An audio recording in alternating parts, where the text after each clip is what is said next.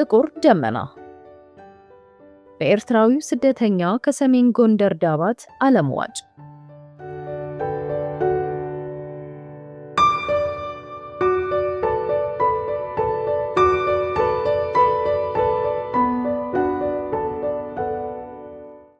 በኢትዮጵያ ጎንደር የሚገኘው ሰሜን ተራሮች 10ኛው የአህጉራችን ትልቁ ተራራ ራስ ዳሽን የሚገኝበት ቦታ ነው። ከፍታው 4550 ሜትር ወይንም 14928 እስከ 14930 ጫማ ከባህር ወለል በላይ ነው። በዩኔስኮ የተመዘገበው በተራራማው የኢትዮጵያ ሰሜናዊ ክፍል የሚገኘው በብዙ የአገር ውስጥና የውጭ አገር ጎብኚዎች የሚጎበኘው የሰሜን ከፍተኛ ተራሮች ብሔራዊ ፓርክ የሚገኝበትም ነው።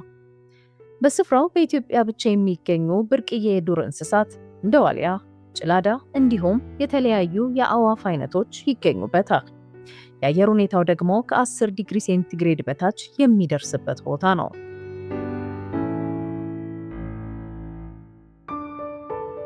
እንግዲህ በእንደዚህ ያለ ቦታ ነው ኤርትራውያን ስደተኞች እንዲኖሩ የተፈረደባቸው።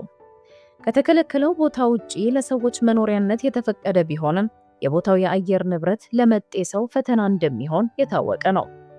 ኤርትራውያኑ ከነበሩበት ሰሜን ምዕራብ ትግራይ ወደ ሰሜን ጎንደር ዞን ዳባት ከተማ ጭላ ቀበሌ ልዩ ስሙ አለምዋጭ በመባል የሚታወቀው እጅግ ብርዳማ ቦታ ነው እንዲኖሩ የተደረጉት። ይህ ስፍራ ከደባርቅ ከተማ በምዕራብ አቅጣጫ 25 እስከ 30 ኪሎ ሜትር፣ ከራስ ዳሽን ተራራ ደግሞ ከ45 እስከ 50 ኪሎ ሜትር ርቀት ላይ ይገኛል። እነዚህ ኤርትራውያን በዚህ ቦታ መኖር አልነበረባቸውም። ምክንያቱም ምንም ይሁን ምን የዓለም አቀፍ የስደተኞች የመኖር ሕጎችን የጣሰ ስራ ነው የተሰራው። ስደተኞቹ በቂ በሆነ ምክንያት ለመጡበት ሀገር በሚዋሰን ስፍራ መኖር ነበር የሚገባቸው። እንደ ደቡብ ሱዳን ስደተኞችን በመናይበት ኢትዮጵያንና ደቡብ ሱዳንን በሚያዋስን ቦታ እንዲሁም የሶማሊያ ስደተኞች ሁለቱን ሀገሮች በሚያዋስኑ ቦታዎች ላይ ኤርትራውያኑን በአፋር ክልል እንደሚኖሩ የታወቀ ነው።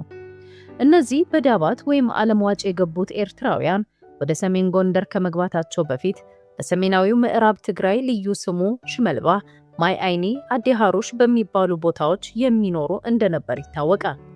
እንደዚህ እንዲሆን የተደረገውም ወደ አገር ቶሎ የመመለስ ተስፋ፣ ረዥም ጉዞ ማሳጠርና የደህንነት ጉዳዮችን ታሳቢ ያደረገ ምክንያት ነው።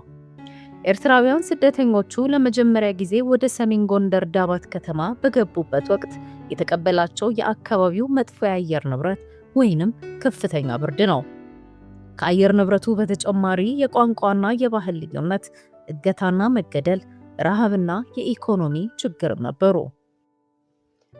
ለመሆኑ እነዚህን ስደተኞች ለዚህ ችግር እንዲጋለጡ ያደረጋቸው ነገር ምንድን ነው? ኤርትራውያን መሆናቸው ይሆን? ይህ ድርጊት ማንም ይፈጽመው ማንም በስተጀርባው መልካም ሐሳብ አልነበረውም። ለዚህም ነው ስደተኞቹ በባህልም በልምድም በቋንቋም በሚስማማ በሁለቱ ሀገሮች አዋሳኝ ቦታ መኖር ሲገባቸው በምንም ነገር የማይመስላቸው ማህበረሰብ ጋር የተወሰዱት። ይህም ቦታ የመቀየር ብቻ ሳይሆን ለነሱ የተዘጋጀ እገዳ፣ ረሃብ፣ ብርድ፣ ከሁሉም የባሰ ደግሞ ግድያ እንጂ ምንም ጥሩ ነገር አልጠበቃቸው። ስፍራው ብርዳማ በመሆኑ ለቦታው የሚስማማ ልብስ፣ መጠለያና ምግብ መዘጋጀት ነበረበት። እገዳው በአራዊት መሃል የተጣለ ስጋን እንደ መቀራመት ነበር። ይህ ድርጊት በግለሰቦች ማለትም በአካባቢው ነዋሪዎች፣ በታጣቂዎች እንዲሁም በህግደፍ ሰዎች ይከናወን ነበር። የሚገርመው ነገር አጋቾቹ የሚጠሩት የገንዘብ መጠን እነሱም በወጉ የማያውቁት ነበር። ከባድ የሚያደርገው ደግሞ በኤርትራውያን ስደተኞች ላይ የነበረው የግድያ ብዛት ትንሽ አለመሆኑ ነው። ይደርስ የነበረውን የስደተኞቹን ግፍ ለማስቆም የስደተኞች ተወካዮች ጠንክረው ቢሰሩም ሊሳካላቸው አልቻለም። ላደረጉት ጥረት ግን ሳላመሰግን ማለፍ አልፈልግም። ምንም እንኳን ኤርትራውያን በዚህ ወቅት ለመቋቋም በሚከብድ ሰብአዊ ችግር ውስጥ ቢገኙም በአንድ ወቅት በኢጣሊያን ወረራ ለኢትዮጵያ ሲሉ ኤርትራውያኑ በኢትዮጵያ በሶማሊያና ኢጣሊያ የነበራቸው ጀግንነትና አልበገር ባይነት በወርቃማ ቀለም ተጽፏል። ለምሳሌ በአዲስ አበባ ከተማ አብርሃም ደቦጭና ሞገስ አስከዶም የተባሉ ወጣቶች በጀነራል ግራዚያኒ ላይ የግድያ ሙከራ በፈጸሙ ጊዜ በኢጣሊያ ሶማሊያ ኤምባሲ ውስጥ የነበሩት ኤርትራውያን ወጣቶች በድብቅ ከንጉስ ኃይለ ሥላሴ ጋር በመገናኘት ኢጣሊያ በኢትዮጵያ ላይ ጉዳት እንዳታደርስ ሲያደርጉ ነበር። በተጨማሪም በኢጣሊያ ቅኝ ግዛት ወቅት ወደ ኢጣሊያ ሮም እየተወሰደ የነበረው ኤርትራዊ ወጣት የኢትዮጵያን ባንዲራ ረግጠ ሸልል ፎክር ሲባል ይህ የ22 ዓመት ወጣት ግን ሰይፍ ይዤ ነው የሚሸልለው በማለት በተሰጠው ሰይፍ ኢጣሊያኖቹን አንገታቸውን በመቅላት ታሪክ ሰርቷል። ይህ ወጣት ዘርአይ ደረስ ይባላል።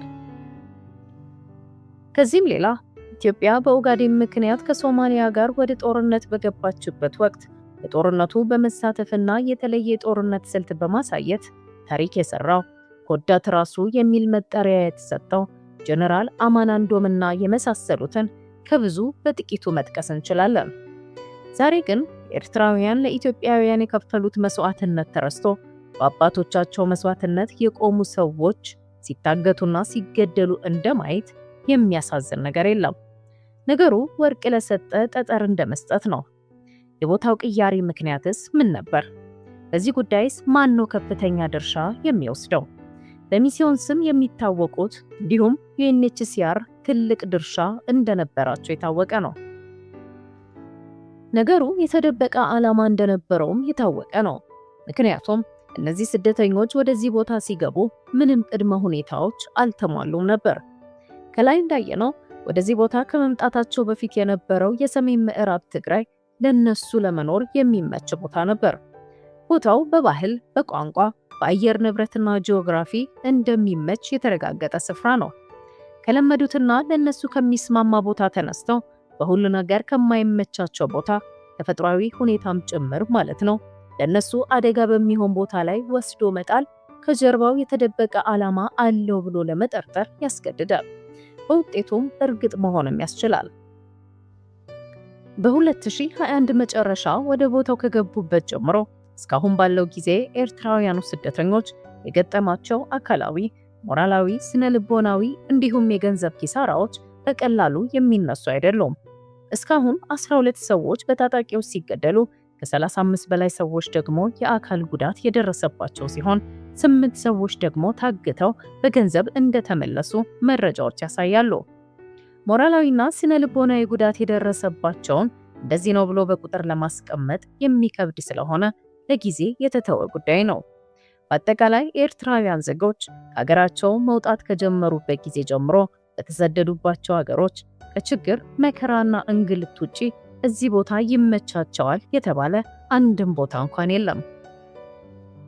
የጉዳዩ መጥፎነት ደግሞ ጊዜ በጨመረና የዓለም ስልጣኔ ከፍ ባለ ቁጥር የኤርትራውያን ስቃይም እየጨመረና ረቂቅ እየሆነ መምጣቱ ነው። የዚህ መገለጫውም የገንዘብና ሀብት መቀማት የነበረ ነገር ሆኖ አሁን ደግሞ ውስጣዊ የአካል ክፍሎች እንደ ልብና ኩላሊትን ወደ መውሰድ ተደርሷል። በኤርትራና በኤርትራውያን ላይ ስለሚደርሰው ችግር ዋነኛው ተጠያቂ የህግደፍ ስርዓት መሆኑ የታወቀ ነው። ምክንያቱም አገሪቱም በስርዓትና በዲሞክራሲ ቢያስተዳድር ኖሮ እንደዚህ ያለ ስደት አይመጣም ነበር። የሀገራችንን ነፃነት ካወጅን ጀምሮ 35 ዓመታት የስደትና የስቃይ ሆነው እያለፉ ይገኛሉ። ለሁሉም ጊዜ ያለው እንደተባለው ሁሉ ኤርትራዊ በአንድነት ከቆመ የህግደፍ ውድቀት ቅርብ ይሆናል። የህግደፍ ውድቀት እውን እስከሚሆን ግን ያሉንን የማህበረሰብ ችግሮችን አንድ በአንድ መፍታት መዘንጋት የለብንም። መከራና ስቃዮቹ ማለፋቸው የማይቀር ነው። ይህ እንዲሆን ግን ስለ ህዝባችንና አገራችን ዋጋ መክፈል እንዳለብን መረሳት የለበትም። ሰላም።